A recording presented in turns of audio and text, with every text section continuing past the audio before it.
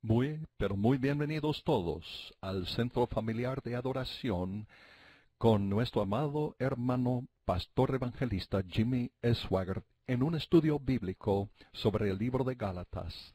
Vamos al culto ahora con nuestro amado hermano pastor evangelista Jimmy Swaggart. Gloria a Dios. Estos cánticos, estos cantos me bendicen. Estos cantos que alzan, que ensalzan, que glorifican al Señor Jesucristo. Esto es precisamente lo que el Espíritu Santo dijo que haría, que Él glorificaría a Cristo. Porque Cristo es el único que pagó el precio en la cruz del Calvario. Nadie más lo hizo, solamente Él. Sí, solamente Él lo hizo. Estamos estudiando esta noche el libro de Gálatas. Tenga la bondad de buscar en su Biblia por este libro, Gálatas. Se me dice que en muchas iglesias los pastores y ministros ya no contemplan la Biblia como la palabra de Dios. Pues ese concepto, esa posición, debe haber la posición más necia que uno podría encuadrarse. Y, en segundo lugar, cuando usted contempla las multiplicidades de multitudes de millones de almas a través de las edades, que este libro, la Santa Biblia, les ha ayudado, y diría yo una cosa, la Biblia es como un yunque. Los martillos son la oposición. Los martillos lo golpean. Esos martillos quiebran, pero el yunque permanece. Gloria a Dios. Al estudiar Gálatas, yo voy a pedir que Donnie Swaggart, mi hijo, lea el texto bíblico y yo voy a leer las notas en la Biblia de estudio del expositor.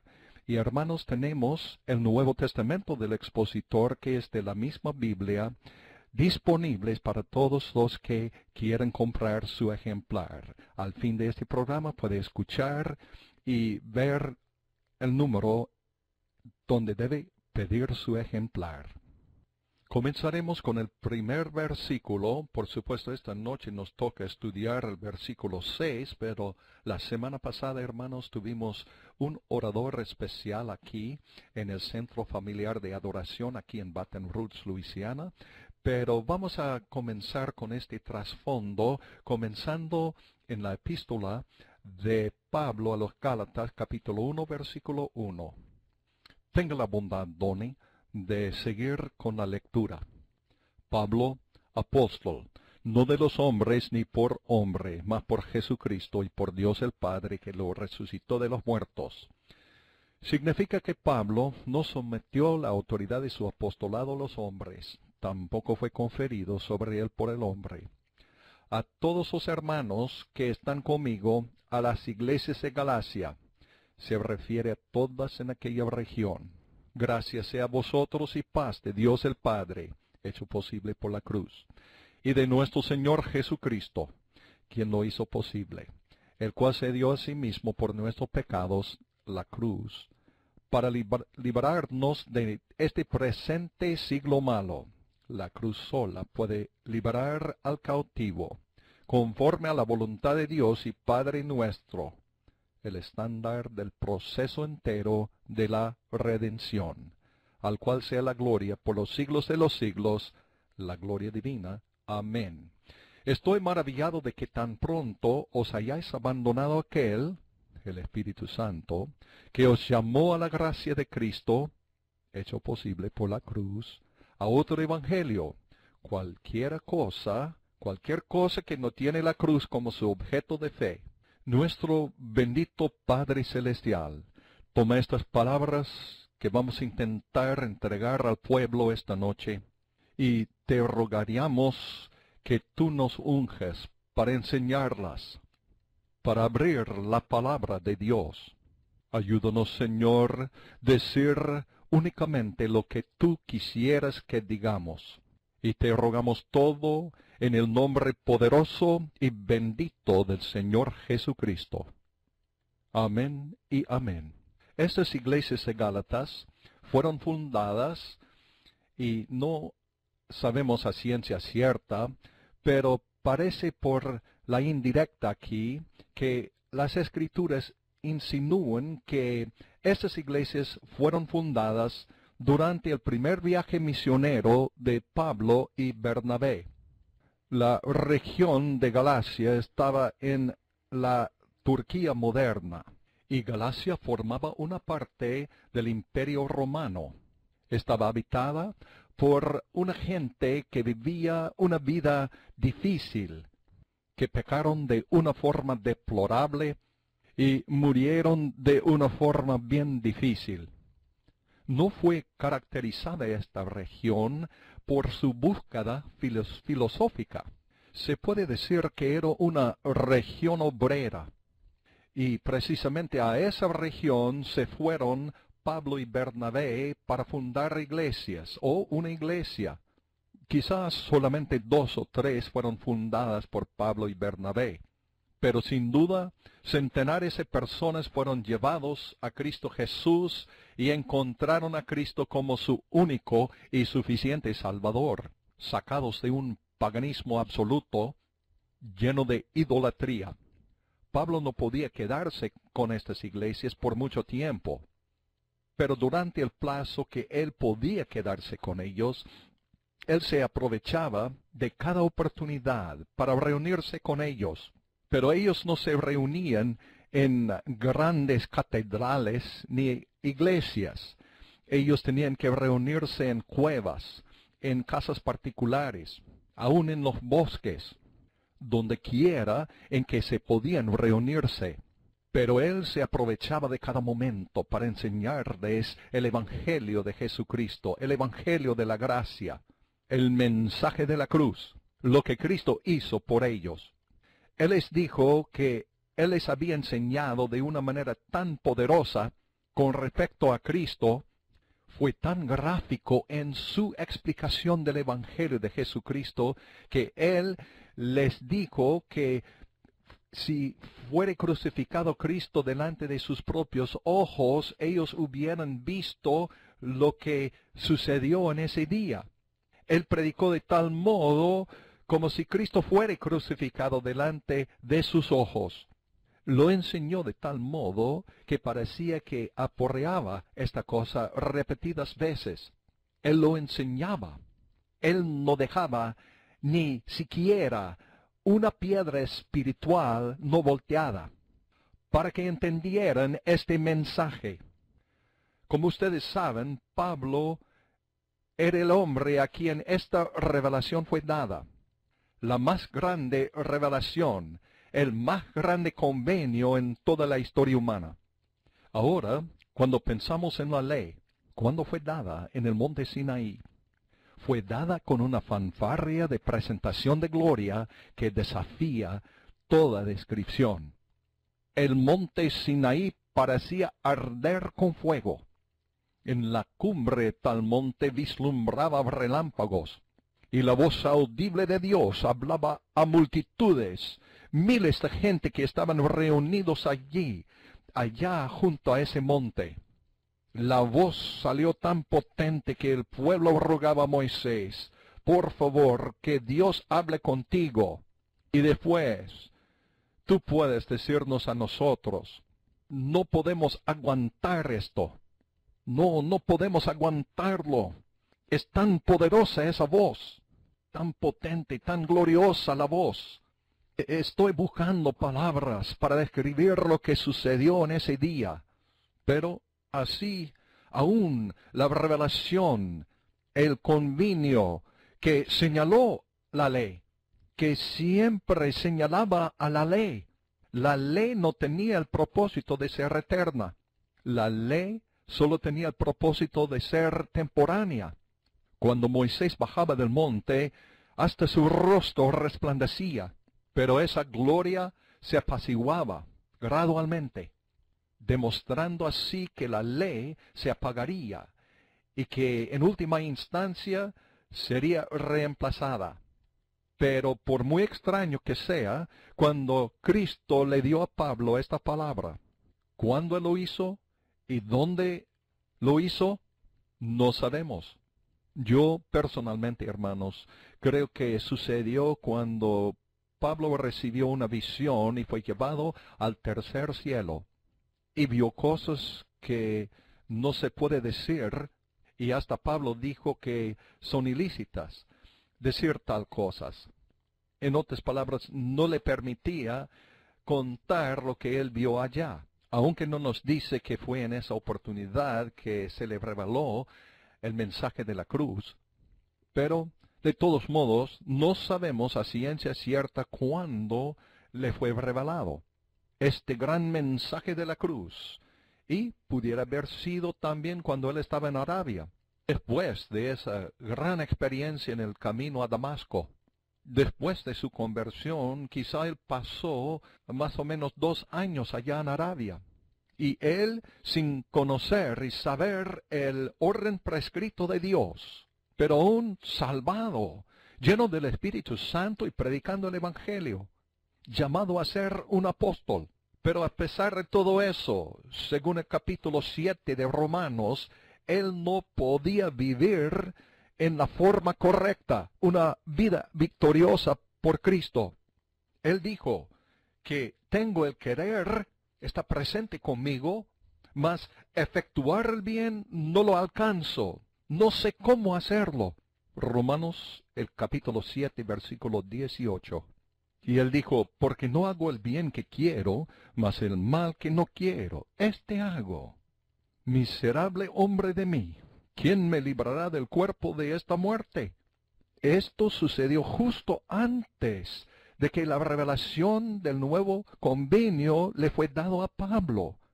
Y, por supuesto, cuando le fue dado, él lo entregó a nosotros en todas sus epístolas, pero más específicamente en los capítulos 6, 7 y 8 de Romanos. El libro de Gálatas es tan espectacular porque se trata del tema de la antigüedad que todo ser humano tiene que confrontar, el problema de cómo vivir por Dios. No solo unos cuantos tienen que confrontarse con esto, sino toditos. Y este es el proceso de la santificación. ¿Cómo se lleva a cabo? ¿Cómo se efectúa? ¿Cómo andamos en victoria? ¿Cómo vivimos esta vida? ¿Cómo tenemos victoria sobre el mundo, la carne y el diablo? ¿Cómo crecemos en la gracia y el conocimiento del Señor? ¿Cómo el fruto del Espíritu Santo se desarrolla dentro de nuestras vidas? Esta es la carne del Evangelio. Si pueden notar esto, fíjese, 99%, y estoy usando esta cifra porque es aún más, pero 99% de todos los escritos de Pablo está dedicado a este tema. Él tiene puntos principales que les explica a la gente cómo ser salvos, pero toda su enseñanza, menos estos cuantos pasajes, estos pasajes están dedicados a los creyentes, a los que ya son creyentes, para mostrarnos cómo vivir por Dios. Y si tú levantas tu Biblia en tu mano, fíjese, 99% o más de esta Biblia está dedicada a enseñar y decir a la gente cómo vivir por Dios. Y si usted se detiene un momento para pensar en esto, dará cuenta que los inconversos, ellos no piensan en estas cosas. Solo los creyentes piensan en esta cosa, cómo agradar a Dios. El hombre natural no puede entender las cosas del Espíritu. Hay unas cuantas porciones de la Biblia que explican la salvación. Pero en el capítulo 22 de Apocalipsis, creo que el versículo 17, después de 1600 años de la palabra de Dios dada al hombre, se clausura con un llamamiento al altar. Sí, un llamado al altar. Ven y tome del agua de la vida de balde. Gloria a Dios y al Cordero para siempre. El Espíritu dice, ven. Y la novia dice, ven, ven. El que tiene sed, venga. Y el que quiere, tome del agua de la vida de balde. Gloria a Dios. Pero cuando esta gran revelación del nuevo convenio fue dada, la que los profetas habían predicho, Dios dijo a la serpiente, y pondré enemistad entre ti y la mujer, y entre tu simiente y la simiente suya. Esta te herirá en la cabeza, y tú le herirás en el calcañar. Allá mismo, en el comienzo de la raza humana, así dijo Dios. Todo el pueblo de Dios, todo el tabernáculo, todo el templo, todo el sacerdocio judío, todo el tabernáculo y lo que estaba dentro, todo señalaba la venida del Mesías y lo que él haría para redimir los hijos de la raza de Adán, la raza caída, la raza perdida. Pero aún con todo esto, cuando esta revelación, la revelación más grande de toda la historia humana, el convenio más grande fue dado en silencio. No había fuego vislumbrando de la cumbre de un monte. No había tampoco una voz retumbante hablando a los miles y miles, millares de gente.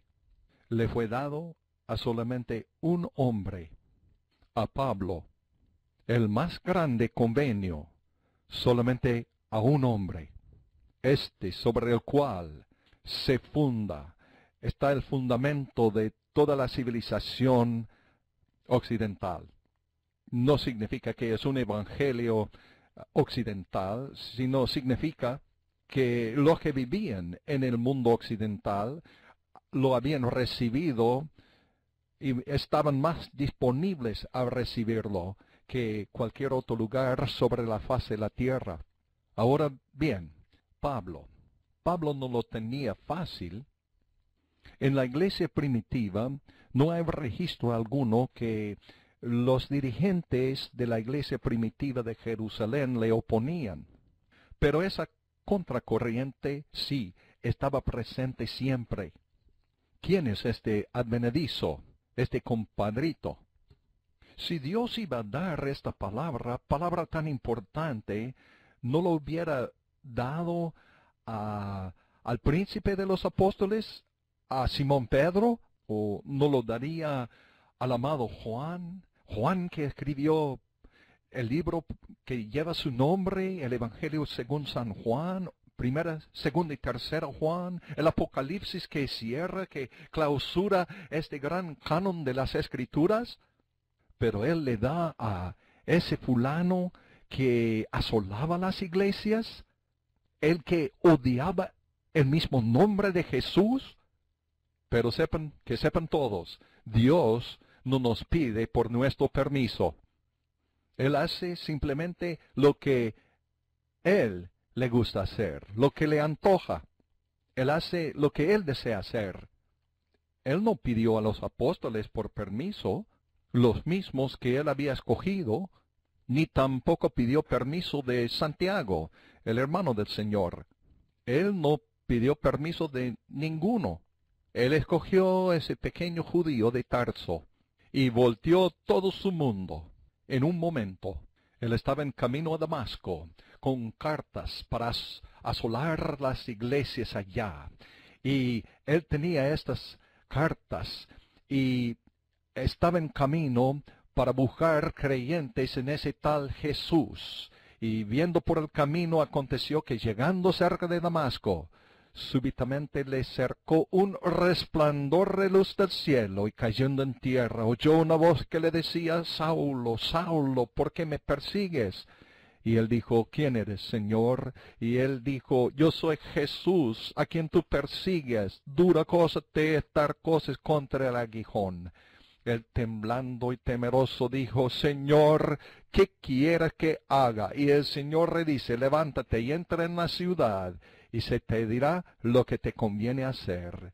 Allá estaba Pablo, en camino a Damasco, y esa luz resplandeció en su derredor, una luz tan refulgente que le cegó los ojos, y él escuchó cuando le interrogó, ¿quién eres, Señor? Y él dijo, yo soy Jesús. Y él odiaba ese nombre antes, pero ahora él se confronta con el mismo Jesús. Aleluya. Y él le dice, ¿qué quieres, Señor, que haga? En ese mismo momento, hermanos, él fue salvado porque creyó en ese Jesús, al cual él perseguía antes. Esa luz que le resplandeció, tan brillante que le cegó los ojos, pero él vio a Jesús en esa luz. Lo vio, él dijo después, como un abortivo, nacido fuera de tiempo. Cuando Pablo le interrogó allá en el camino, ¿quién eres, Señor? Él pudiera haber contestado, yo soy el Shaddai del Antiguo Testamento, el Elyon, o Elohim. Él pudiera haber respondido con cualquier otro nombre que Jesús, pero él dijo, yo soy Jesús, a quien tú persigues. Ese mismo nombre que Pablo odiaba, él estaba viéndole a él ahora. Yo quiero que usted sepa, mi amigo, que tú tienes que contestar ante él mismo, ante Jesús, por todo lo que tú has hecho en esta vida y lo que tú has hecho con tu fe, si estaba en Cristo Jesús y lo que él hizo en la cruz o no. Si tú tienes que contestar ante el juez del universo, Jesús. Algún día estarás allá delante de él para contestar. Jesús, si él fuere solamente un otro hombre, otro hombre inteligente, un otro hombre rico, un otro hombre culto, es una cosa. Pero si él es Dios, mi amigo, óigame, si él es Dios, entonces esta es otra cosa. Quisiera que sepan que él es Dios. Él es Dios. Sí, él es Dios. En el principio era el Verbo y el Verbo era con Dios. Era el Verbo. El Verbo era con Dios y el Verbo era Dios. Aleluya. Y aquel Verbo fue hecho carne y habitó entre nosotros. Jesús. Yo soy Jesús. En el hebreo hubiera sido Yeshua y nosotros lo pronunciamos Josué. Yo soy Jesús a quien tú persigues. Y Pablo le contestó, Señor, y con este término, este nombre, reconoció a Jesús como su Señor, como Dios, el que yo había maldecido, el mismo que yo había, del cual burlado, del cual yo había blasfemado. Tú eres Dios. ¿Qué quieres que haga? Aleluya. ¿Qué quieres que haga? Él dice, vaya a la ciudad, entra en la ciudad y vaya a una calle que se llama la derecha. Y espera allá. Y se te dirá lo que te conviene hacer. Y es a ese hombre que la revelación de la cruz fue dada. Y había una contracorriente que decía, ¿quién eres tú?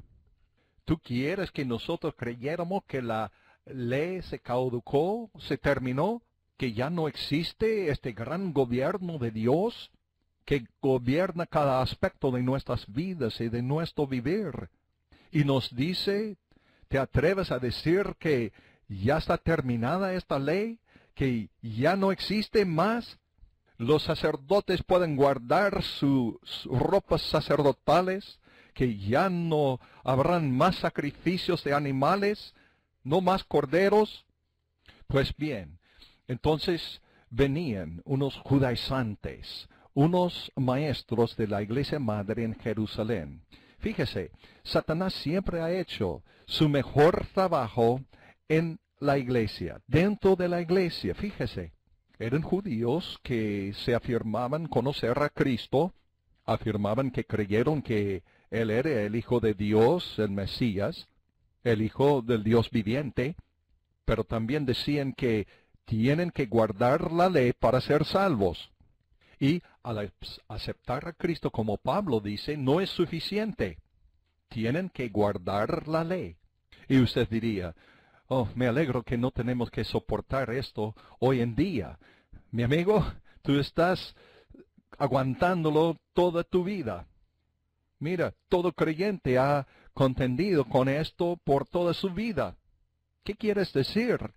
Pues no es la ley de Moisés que nos causa dificultades, pero son leyes que nosotros mismos inventamos, o algún predicador inventa, o alguna iglesia inventa, o alguna denominación inventa, que reemplaza a Jesucristo y al crucificado.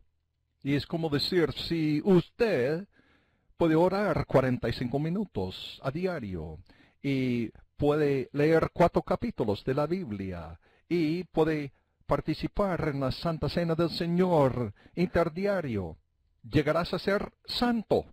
No es así. No puedes lograrlo de esta forma.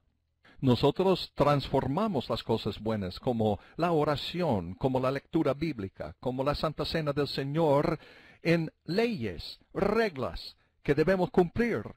Y si usted ahora sale de este lugar y cuenta a los demás que estoy hablando mal de la oración, entonces no has captado el sentido de lo que estoy diciendo. Si sales de aquí que estoy hablando mal del estudio de la Biblia y estoy hablando mal de la Santa Cena, entonces no has captado bien lo que estoy intentando decir esta noche. Y estarás mintiendo. Todo lo que tú tienes es por la fe. Pero he aquí el factor decisivo. Yo he pensado en esto toda mi vida, y yo me preguntaba, ¿la fe en qué? ¿La fe cómo? Pero todo lo que yo podía contestar fue fe en la palabra de Dios. Pero esto no dice nada. Lo que dice demasiado, en realidad no dice nada. Fe en Dios. Sí, por supuesto que sí. Pero ¿qué significa esta? Hasta que Cristo me mostró y demostró, me reveló que es fe en Cristo y lo que Él hizo en la cruz. Sí, 1000 veces que sí. Es fe en Cristo y lo que Él hizo en la cruz. Este debe ser el objeto de tu fe.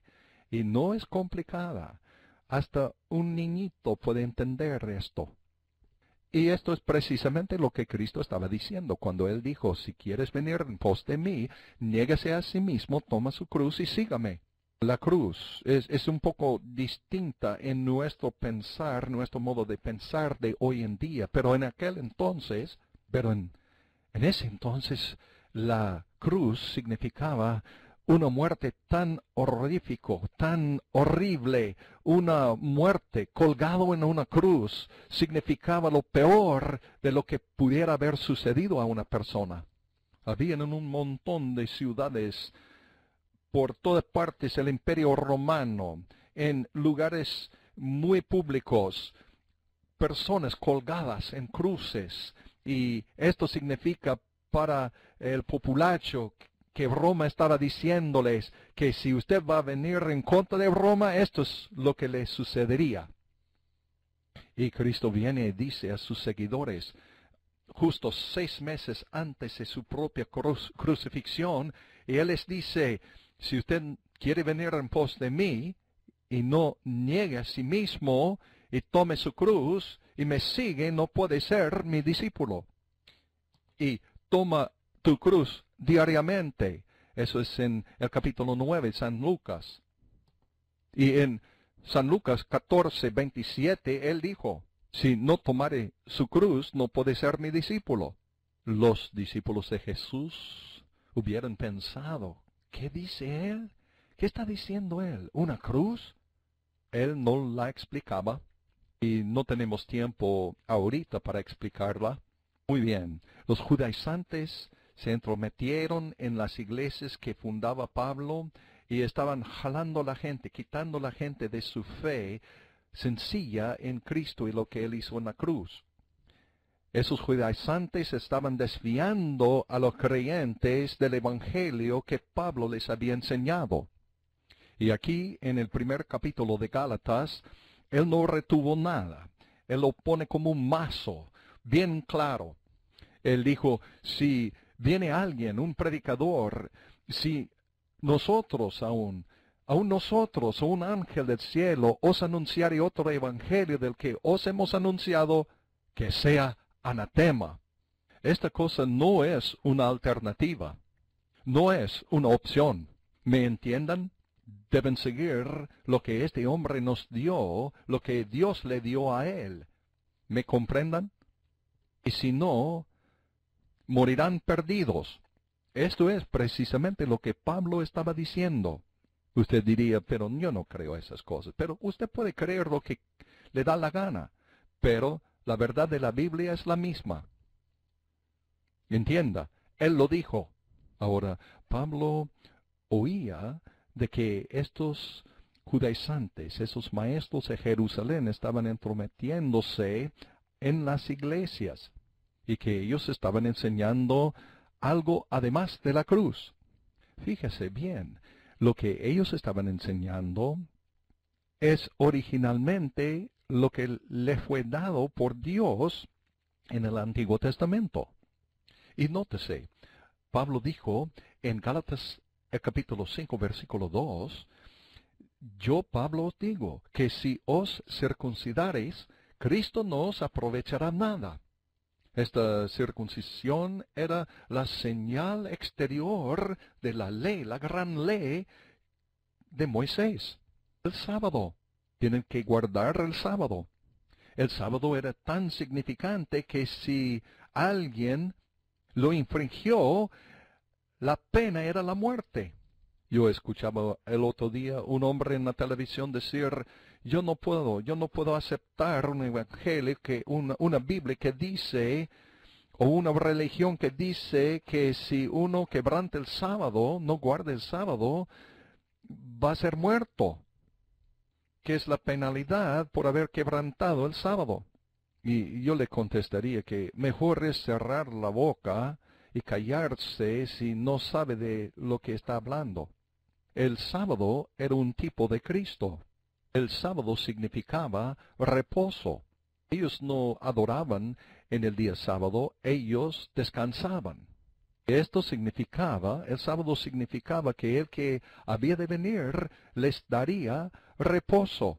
Esto es precisamente lo que Cristo dijo cuando Él dijo, venid a mí, todos los que estáis trabajados y cargados, y yo os haré descansar.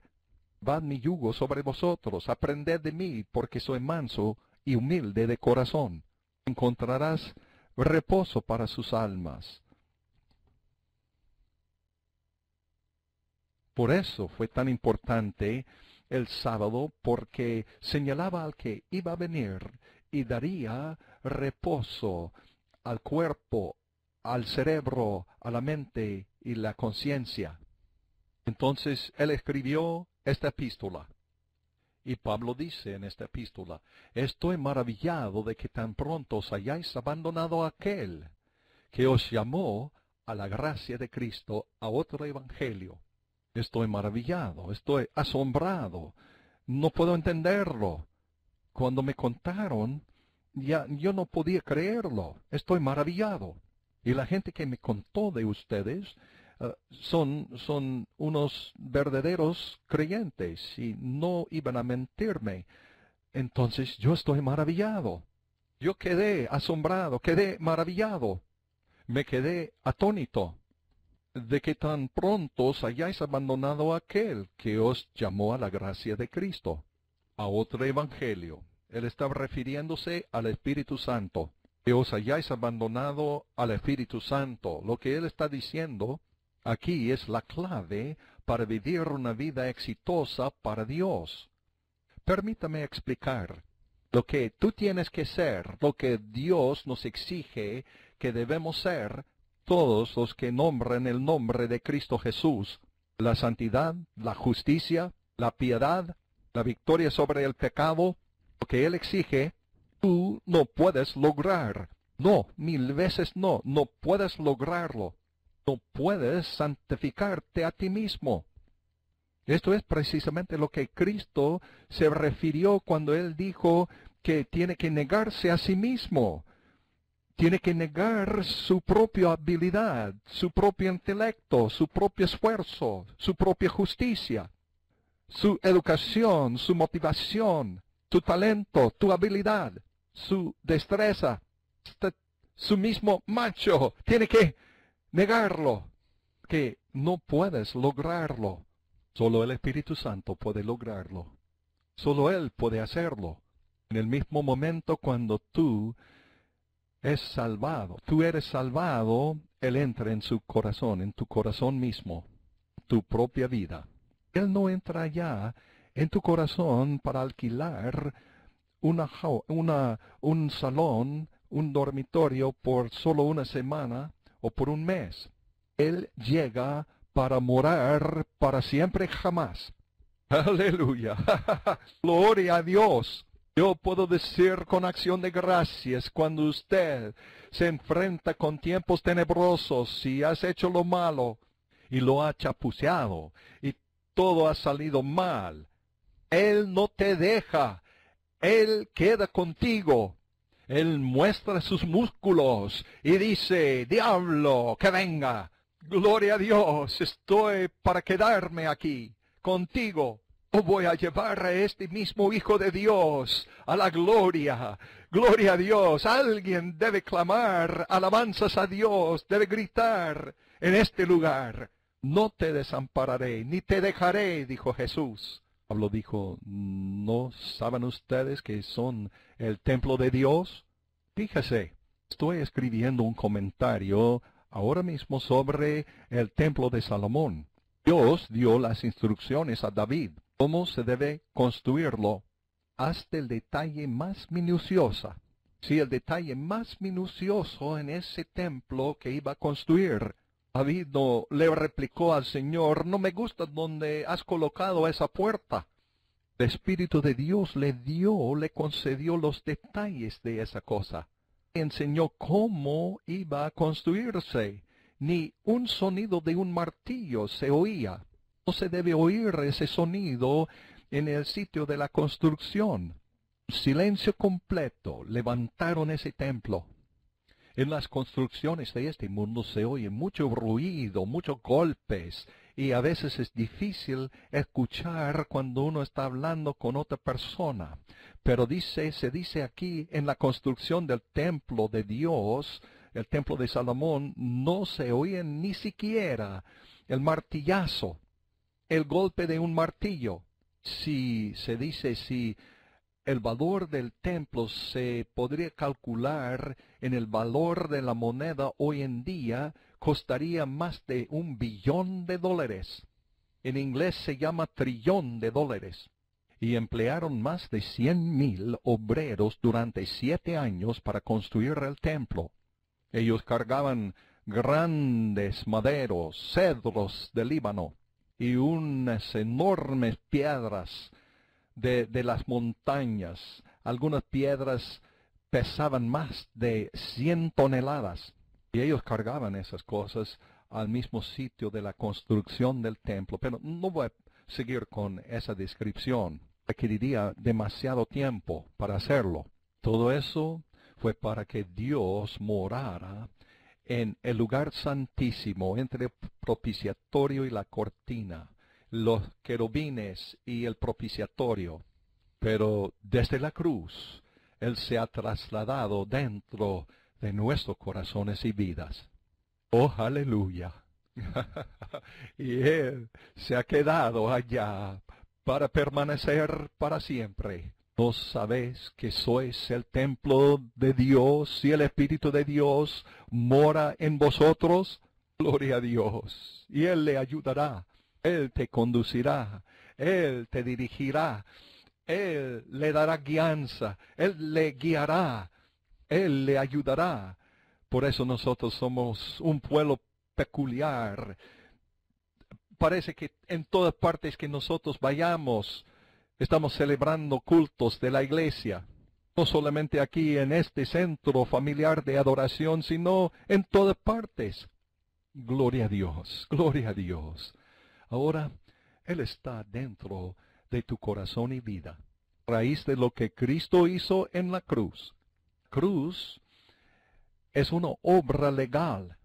Se dio como una obra legal, como un cuerpo de abogados se había reunido, como si ellos hubieran trazado un gran documento Había una deuda terrible del pecado que cada ser humano que jamás ha nacido en este mundo debía. El hombre no podía cancelar la cuenta, no podía pagarla, pero en esa cruz, cuando Cristo Jesús derramó su sangre, que fue perfecta, desgraciadamente mi propia sangre contiene la pureza y la impureza de mis padres, mis abuelos, hasta Adán, y también tu sangre contiene lo mismo. Y dentro de este linaje de sangre hay muchas cosas raras. Y dentro de esa sangre están idiosincrasias. ¿Qué quiere decir esto? Quiere simplemente decir estupideces. Pero cuando Cristo nació, oh aleluya, no había impureza alguna allá en su sangre. Que él no tenía un padre terrenal. La simiente estaba en el varón y la simiente pasa del varón. De alguna forma se une con el huevo de la mujer, la misma madre. Por eso tiene los rasgos, las características de su madre y su padre.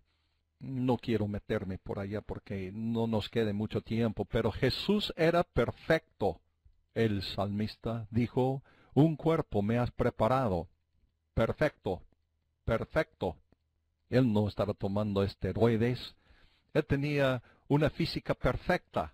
Y él derramó su sangre en pago de la deuda que el hombre no podía pagar. Y Dios lo aceptó, este pago, con su propia sangre, y canceló la cuenta, para que cualquiera que creyere de venir y tomar del agua de la vida de balde. Y anótese esto, cuando estos creyentes de Gálatas comenzaron a desviar su fe de la cruz al legalismo, ve que el legalismo el legalismo es muy tierno a nuestros corazones. Cada uno de nosotros es muy tierno para nosotros el legalismo. Pues yo sé porque yo estaba viviendo en eso por décadas. Yo no me daba cuenta que era legalismo, pero sí es legalismo. Pero es puro legalismo y es muy tierno al corazón. ¿Sabe por qué? Porque son cosas que nosotros inventamos, son cosas que nosotros hacemos. Somos orgullosos de lo que nosotros logramos. Y se requirió un catástrofe para que yo me daba cuenta que todo mi hacer no podía hacer nada. Lo que Él hizo, aleluya, es lo que Él hizo. Gloria a Dios. Y Él dijo, cuando ustedes han abandonado su fe de la cruz y lo han puesto en otra cosa, en un concepto diferente, en el legalismo.